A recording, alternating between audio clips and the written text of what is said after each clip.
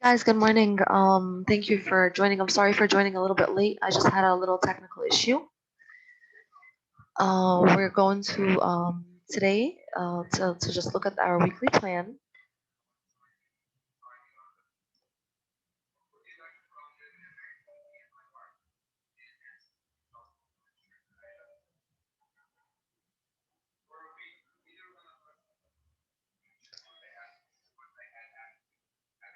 Today we're going to learn about poetry. Okay, it's according to our weekly plan. If you guys look at the weekly plan for today, it says that we're going to be introduced to poetic devices. Okay, and we're done with drama. Okay, and we know that dramas are a way of looking at a story from a different perspective, and we also took all the devices related to drama. Okay, so I'm just gonna wait for a few more students to join, and then I'm gonna take attendance, and then I need you guys in the meantime. Okay, I'm gonna share screen and write what I need you guys to have open.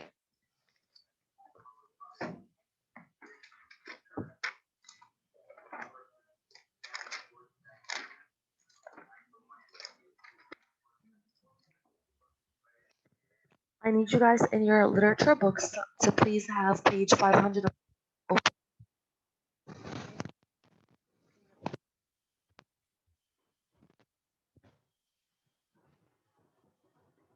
This page what?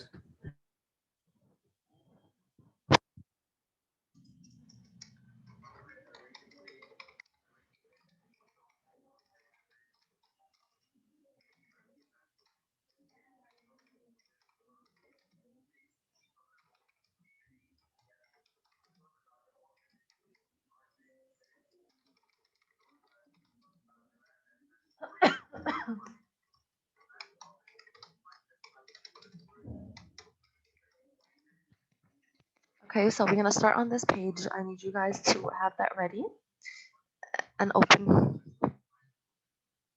Okay, this is going to be page 542 in your literature books. The title of it is Appreciating Poetry. Okay, and this is where we're gonna start. For today, first of all, have you guys ever read poems in grade 6? Did you guys? And if you do, did you like it or did you enjoy it? Who could answer this question for me before we start? Did you take poetry in grade 6? And if you did you enjoy it or like it? Okay, Ward, please. Yes, it was very nice, but it was sometimes difficult because there were like a lot of types of poems. Okay, perfect. That is true. Okay, that is very true. There are different types of poetry, and we're going to be reading and analyzing, and especially poems. They're not only meant to be. You could read them, and you can survey them, but it's very important to analyze them so that you would understand the deeper meaning behind the words that the poet is trying to convey. Okay, so this is the thing with poetry, and this is why students find it difficult. Like what they said, it could be sometimes difficult because again, the meanings are not obvious. Okay, it's not like a story where the meaning is in front of you. Okay, but rather you have to do a lot of digging deep into the poet's words to understand the deeper meaning and the hidden meaning and the messages that the poets are trying to convey or rely on. Okay, so today we're gonna start by doing that. Okay, by understanding first of all the types and kinds of poetry. Okay, before I start, I'm going to take very quick attendance, and I need you guys to say that you're here. All right, I need to hear you. Okay, Abdurrahman Subh. Abdurrahman Subh. Yes, I'm here. Adam Al Fahla. Here. Adil. Guys, is Adil okay?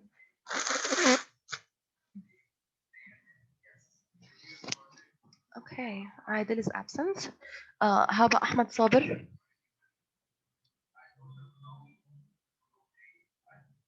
Ahmed Sabir.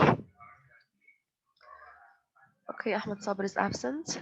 Gaser. Gaser is absent. Hassan Hussein. Hey, Hassan Hussein. Miss Ahmed talked at the beginning of the session. Oh, he did. Maybe he's gonna join back again. Thank you, Muhammad Walid Gaser. All right, how about Hassan Hussein? Hassan Hussein. Okay, Hassan is not here. How about Ibrahim? Here. Okay, perfect. Karim. Here. Thank you. Walid. Walid. Okay, Walid is not here. How about Mark? Here. Muhammad Walid. Here. Rahma. Here. Marwa. Here. Adam Wasil. Here. Alrighty. Perfect. Yasser. Yasser Gouda. Yasser. Okay. What about Yusuf Dahroug? Here. Ward is here. Ganna. Ganna. Here. Okay. Hannah Naqib. Hannah Here. Naqib. Okay. Jumana. Jumana. Jumana. Okay. Jumana's not here. All right. How about Judy? Judy's absent. All right. Mariam. Mariam. Okay. Mariam is not here. How about Zina? Yes. Okay. Noura. Noura. Here. Okay. Noura's here. Ruqayya. Here. Okay. And finally, Cecilia. Cecilia is not here. About Tala? Here. Tala? Okay, perfect. All right, so let's now move on. So I hope that you guys are all ready on page 542 in our literature books, which is unit 5. And as we start, we are going to understand, first of all, we need to learn together the basics of poetry. Just like we learned the basics of drama, and we learned what a drama is and how a drama is constructed. And we also learned the terms that we need to use to understand drama correctly and appropriately.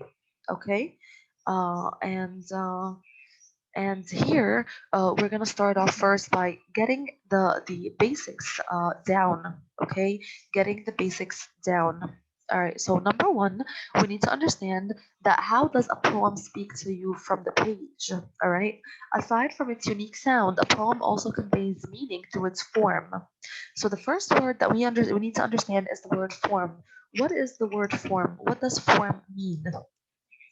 If you guys look at a poem on paper, you guys will see that it looks different, just like a drama looks different. Okay, a drama, we saw that it had dialogue between characters. All right, we saw that every time a character was introduced, a new line was started. We saw that the name of the character or the speaker is in bold and followed by a colon or a period. Okay, so this is the way that a drama looks on paper, which is the script. Poetry also looks different on paper. Okay, poetry or poems also look different on paper. All right, so the form is the way the poem has words and lines and how the poem is laid out on the page. Okay, so the form of the poem is how you need to take notes. Okay, guys, please take notes with me in your notebooks because you guys will be asked to understand these words. I'm gonna have a quiz on these terminology. It's gonna be your first quiz for term 3. Okay, so please get that done. All right, and make sure that you have your notebooks with you, ready to take notes. Okay, so again, the first thing that we're gonna look at is the word form. And what do I mean by form? The first literary term that we need to know for poetry is the way that the poem is laid out on the paper or how the poem looks on paper. All right. The first thing that we need to know is that a poem is divided into lines. Okay, a poem is divided into Miss, where lines. do we write the poem? Yes, say that again. Where do we write the poem? In It's the in notebook. literature. It's a literature. Okay. Okay. All right, the first poem that they have in front of you on this page is a poem called A Minor Bird.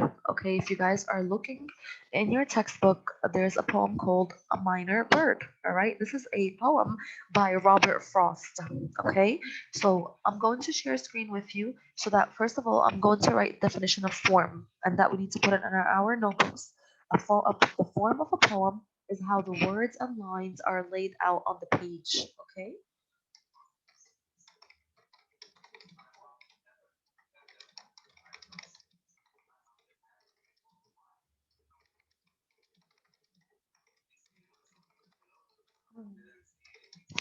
Okay, so this is the first thing that we need to understand about what is a poem. Okay, the poem has a form. It looks different on paper. All right, when we look at the poem, we see that it looks different than a drama. It looks different than a regular story. Okay, it looks different than a novel. Every single genre has its own look. Okay, its unique look. Okay, so let's resume. Okay, so again, this is the definition of form. I hope that you Yes. guys, yes. Question. The poem is like a nasheed. I'm not really quite familiar with what a nasheed is, but a nasheed. I know that is something musical, right? It's music, and poems are very close to music, but not all poems are musical. Okay, depending on the poem's rhythm. But in Arabic, it's very familiar to if you take any something like shar, okay, in Arabic. I don't know if you guys do that. Okay, if you read any poems in Arabic with Miss Iman, but poetry is very similar to. It's not a story, but it has its unique form and how it looks and its unique messages, okay, and topics. And we're gonna read one, but I'm gonna go over an example with you that looks in the book. First of all, we need to be acquainted and familiar with how the poem looks, all right, or how a poem looks on paper, or the form of the poem. Okay, so before we start anything, we need to look at with me together at the poem here called A Minor Bird. If we look at the form of this poem, we're going to realize something unique about this poetry. What do we realize? Can someone tell me how does it look different than any other genre? How is it broken down?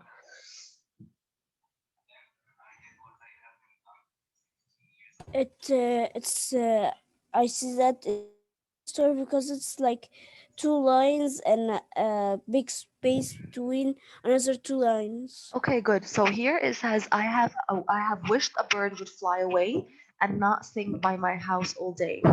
Now, this box right here that we see together on the It screen. has a piece like a rhyme. It Yeah, has like well, definitely. We're gonna discuss rhyme later, but now let's just discuss the form.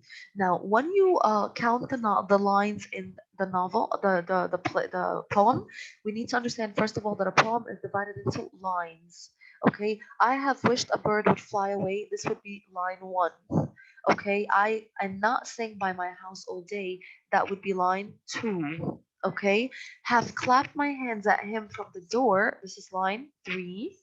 Okay, when it seems as if I could bear no more. This is line four. Okay, then we would go on to line five, and then line six, and then seven and eight. Okay, so again, this is a poem, all right, and a poem is divided into lines, and we continuously count the lines from one all the way to the end of the line from one, two, three, four, five, six, seven, and eight. Okay, so again, these are the lines of poetry. This poem has lines. Okay, so again, to go back to our textbook, it says here a poem is broken down into lines. So what about these lines? Are they separated or are they grouped together? Okay, who could tell me if they're separated or are they grouped together? Okay, who could tell me? Karim, what do you see? Are the lines separated or are they grouped together? Uh, they are separated. The first two lines are together, and Okay, after that, they are so 1 separated. and 2 is together, 3 and 4 is together. Okay, 5 and 6 is together, right? And 7 Yes, and 8 are together. What do we call these lines together? Does anyone know? A group of lines put together in a poem is called what? Okay, I'm gonna say it's called a stanza. It's called a stanza. All right, so I'm gonna share screen with you another notes. Okay.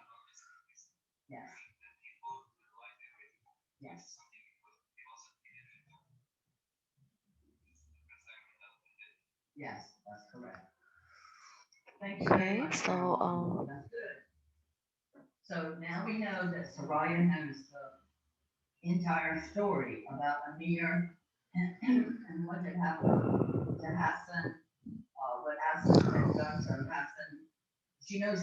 okay, I just want to open up a Microsoft Word document so that we can take notes together and that you could see the notes and to also apply it to your notebook. Okay.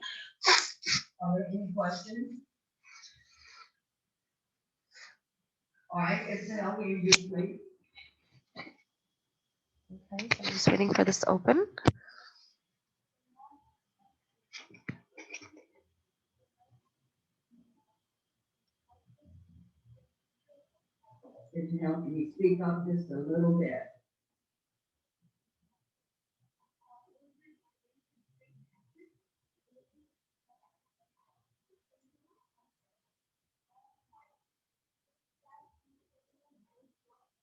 Okay, so here again, I'm just going to delete this.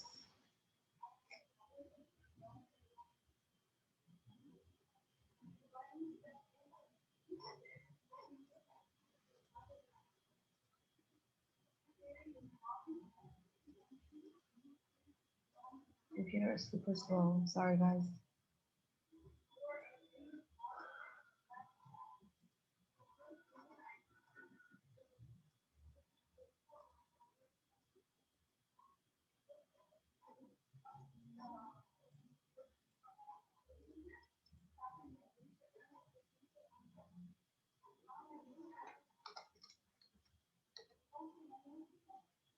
Okay, so again, we're on page 542.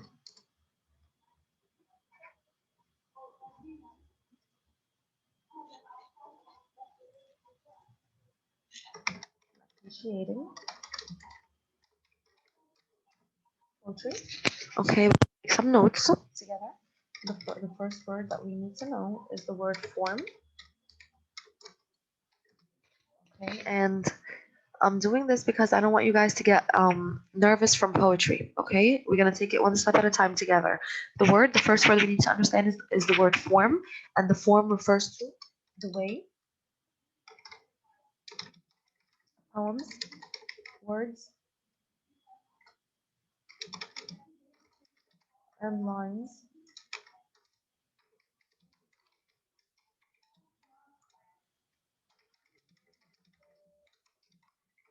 are laid out on paper. Okay, when we looked at our poem, okay, I wish a bird would fly away and not sing by my house all day. We said that these are different lines.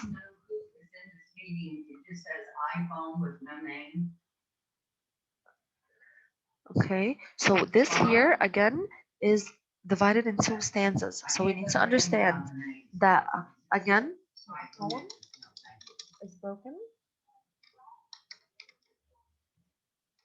down into lines. Okay, and like we saw here. Okay, so the word lines is what we need to understand. I'm gonna bold the words that we need to know. All right, so first of all, form. Okay, we saw here that a poem is broken down into lines. If we go like this, we'll see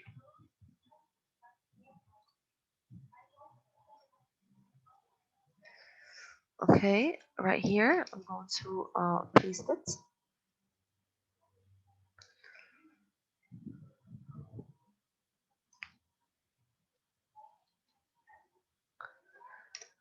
Okay, here again, this is if this is your poem. All right, we need to understand that we have, first of all, the word poet. The word poet refers to the person that's writing the poem. Okay, so in a minor bird, this is a poem by Robert Frost. So your poet is the person that wrote the poem, and here it is Robert Frost. Remember, in the story we say author. Okay, and in the novel we had an author, but now we're not gonna use the word author anymore. We're gonna use the word poet. Okay, and what we're reading is a poem with an M. Okay, so whenever you see the word poet, you're referring to the person who wrote the poem. Okay, and in this case, we know that our poet is Robert Frost. In the example that we're reading. Okay, the poem that we have in front of us is called A Minor Bird.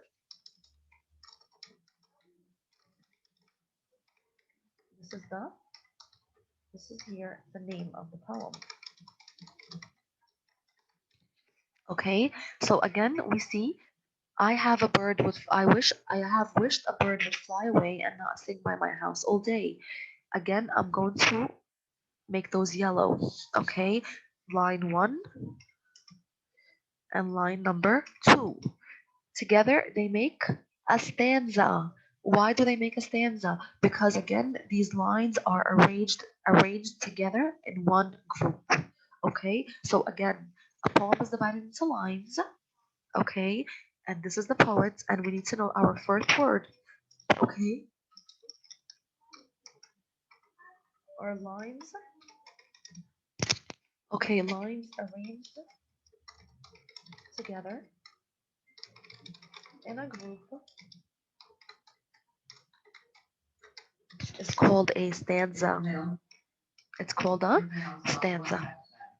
I want everyone to pay attention here. So if I was to look, this is stanza number 1. How many lines are in stanza number 1? We see 2 lines in stanza number 1. Now let's look at this group. Remember, you have to leave a gap or a break or a little space. Okay, this is how I know that I have line 3 and I have line 4. Line 3 and 4 are grouped together. This is my second stanza. So I'm going to highlight it green. Okay, and then finally I have my line 5 and line 6. These lines are put together, so this is my third stanza. I'm going to highlight it in red. Okay, then I have line 7 and line 8, and they are grouped together, so this is my final and last stanza. I'm going to highlight that in purple or pink. Okay, so if we look here, we'll see that who can tell me this poem is made up of how many stanzas? How many stanzas are in this poem? What, please?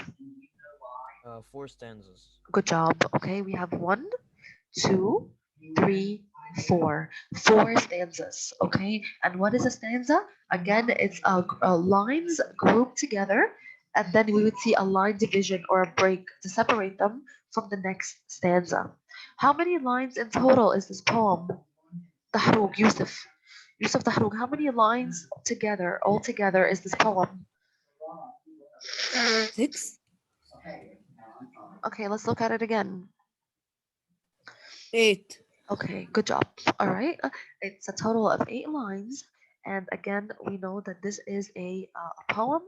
That is, the poet is Robert Frost because he's the person that wrote it. We know that this is a poem that's divided into 4 stanzas because a stanza is a group of lines put together. And how do I know a stanza starts and a stanza ends? Because you'll see a page break. Okay, the space in the middle or this break in the middle separates a stanza from a stanza. Okay, now stanzas are important. Why? Just like paragraphs. Why do we divide our essay into paragraphs? because each paragraph discusses a certain topic or conveys a certain message. That is why we also have a stanza. Okay, why did Robert Frost decide to have each two lines in a stanza? Because this is how he wants it to be done. Because each stanza, just like a paragraph, could convey a certain message. Okay, so again, why is a poem?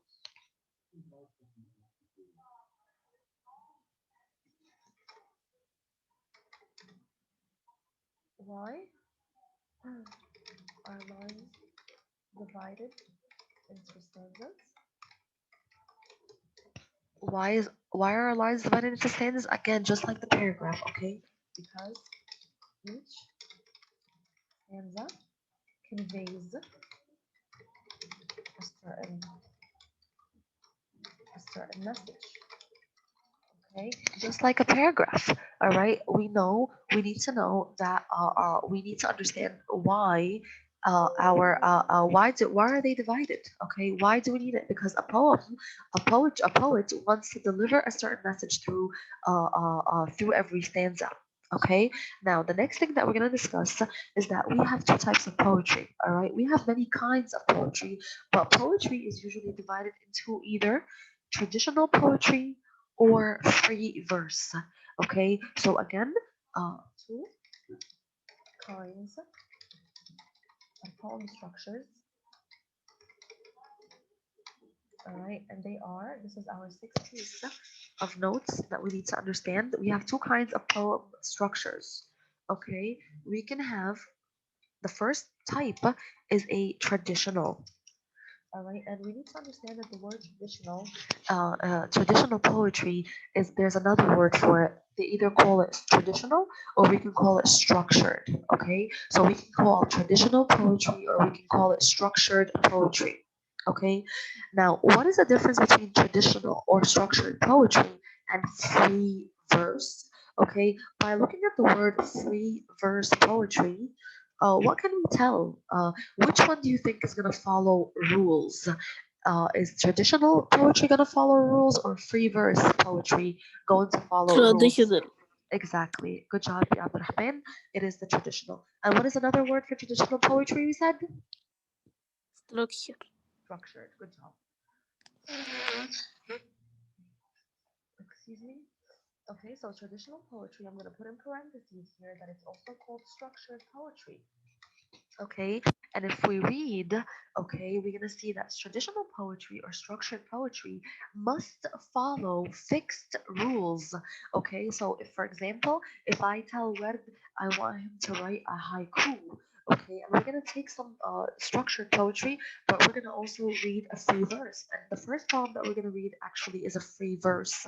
Okay, and what kind of rules does a poet must follow? If they're writing a traditional poem, okay, they must follow certain rules pertaining to what? Pertaining to rhyme. Okay, maybe some poems they need to have an A B rhyme scheme or an A B B C rhyme scheme.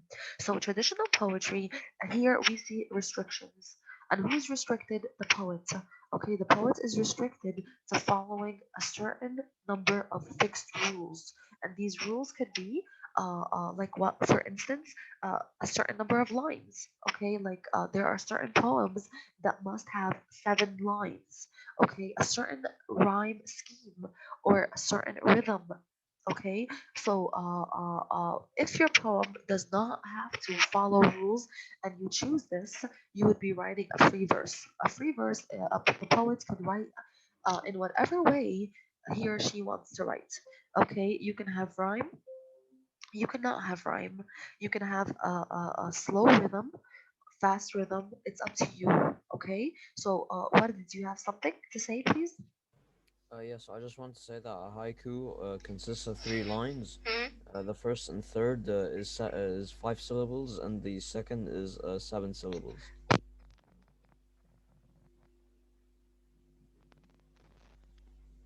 About so a haiku, what would you say that it's a traditional poem or a free verse poem?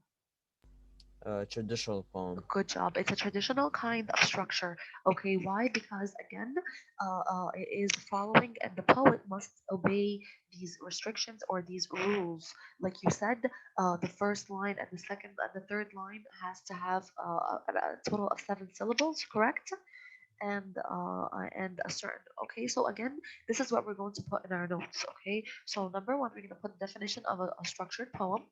Okay, and a traditional poem or a structured poem must follow fixed rules. Okay.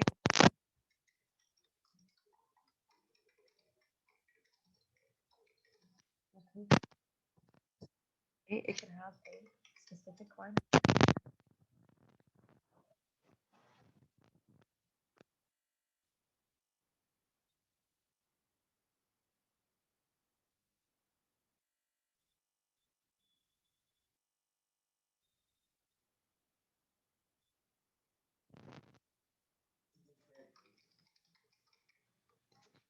Okay, so this is what makes a traditional poem. A traditional poem, a poet must follow fixed rules. What are some rules that the poet must obey? A certain rhyme scheme. Okay, certain rhymes. Okay, certain lines must rhyme together. A certain rhythm or a certain number of lines that they cannot exceed. Just like what said, a haiku is made up of 3 lines. Okay, what about the opposite? Okay, the opposite of this is that free verse. And by the word free, we understand that here the poet is basically does not is not obligated to follow any set of rules. Okay, the poet is not obligated to follow a set of rules. So that makes it a free verse. All right. So again, here a minor bird is the name of the poem. We know that Robert is the name of the poet.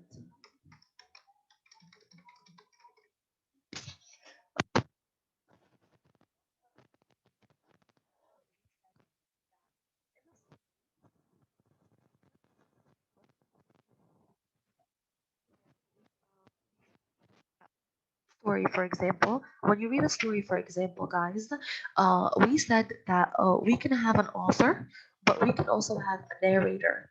Can someone just remind me quickly what is the difference between an author and a narrator? Okay, remember when we said first person point of view and third person point of view? Who is the narrator and who is the author, and how are they different? Kareem, go ahead, please. The author just writes the story, but the narrator is in the story and he tells it. Or Exactly. The narrator is not only the person that wrote the story, but the person that is speaking directly to the reader, right? Like if we read a story, it could be we can have an author, okay, but we can have somebody else narrating the story to us or speaking like the Pony story to Boy us. in The Outsiders. Exactly. Thank you. That's perfect. Pony Yes, Boy was but our Ponyboy was narrator. a narrator and the author. Exactly. Pony Boy was narrating the story or the novel. All right. He was the one. He was the voice that we were hearing. He was talking to us. He was talking to the reader. He was the one who in the story he is author. He But who is wrote the author? Who is the author of the novel? uh, S.E. Hinton. Exactly. Okay. And this is what I want you to understand. Okay. I need you to understand that we in poetry also have this clear distinction. Okay. We need to put a clear distinction between the poet and the speaker. Okay, we don't use narrator. Okay, the word that substitutes the word narrator in poetry is the speaker. Okay, so the speaker in the poem is the voice that talks to the reader. Just like Pony Boy was the narrator in the novel, in poetry, we can also have a narrator, but we do not call him a narrator. We call him or her the speaker. Okay, so again, a poem's personality depends on its speaker as well as its form. The speaker in the poem is the voice that talks to the reader. Okay, so we need to understand, and one of the questions that we're gonna always try to figure out, who is the speaker? Okay, who is the speaker in this poem? Is it the poet? Okay, it could be a character created by the poet, like a child, for example. okay, uh, uh, uh, uh, uh, or it could be an object. Like, for example, they say that there's a famous poem called Grass, and the speaker is actually the grass. Okay, so in poetry, you can have multiple kinds of speaker, and sometimes even your speaker could be the pronoun I. Okay, it could be the pronoun I, and it could be the poet itself. So in each poem, we're gonna have to understand and analyze and study who is the voice that's speaking to us. Okay, because it's not always the poet. It's not always the poet. Okay, so please, if I say who's the speaker, then what am I asking for? I'm asking for this question would be equivalent to asking for the narrator, or who is the voice that is speaking to the reader? Who is the voice that is talking to us? Okay, so let's put the word down speaker in our notes, please. Okay, and let's bold it, because all these words in bold are words that you're required to know. Okay, because again, you're probably going to have a quiz for introduction to poetry, to poetic devices, and poetic terms. And this is going to be probably your first quiz for term that in mind. Okay, so again, who is the speaker? The speaker is the voice that talks to the reader, that is equivalent to the narrator in other stories. In our novel, like Pony Boy, he's the narrator, and S.E. Hinton is our author. Okay, in the poem here, A Minor Bird, who is the poet? Robert Frost. But if we read, it says here, I have wished. Okay, it says here, I have wished a bird would fly away and not sing by my house all day. Okay, so here the speaker is the pronoun I. Okay, can it be Robert Frost? Can it be the poet itself speaking of himself? It could possibly be me. Okay, or it could be just the pronoun I as the speaker. Okay, so both could be acceptable because we don't know if it's the poet speaking about himself, or we can just say that it's the pronoun I speaking to us. Okay, so please put down in your notes, and I would like for you guys to show me your notes, please. Okay, and show me that you took good notes in your notebooks. Okay, so the speaker again is the voice that speaks to the reader in a poem. Okay, and the next question that's gonna pop up is who could possibly be a speaker? Okay, who can the speaker possibly be? Okay, we have a wide range of options. Okay, and we're gonna have to figure it out on our own of who's the speaker. Okay, so again, the speaker could be the poet himself or herself. Okay, it could be it could be somebody else. It could be the character that the poet created. Okay,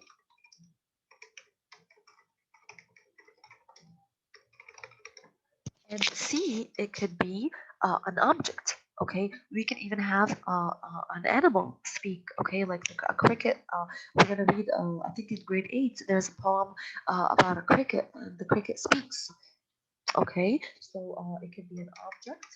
All right, just like example given, like the grass in the poem "Grass" by Carl Sandburg.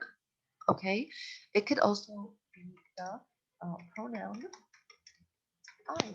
Okay, and it also could be an animal.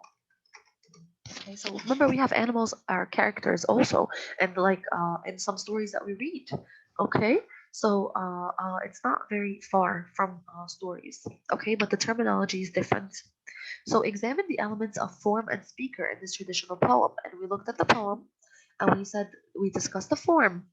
And again, with the form, when we discuss form, we're discussing how the poem is laid out on paper. And we said, can someone again analyze the form for me? Well, we have less than a minute, so we're going to join back up again at 8:35, and we're going to continue our poetic devices. And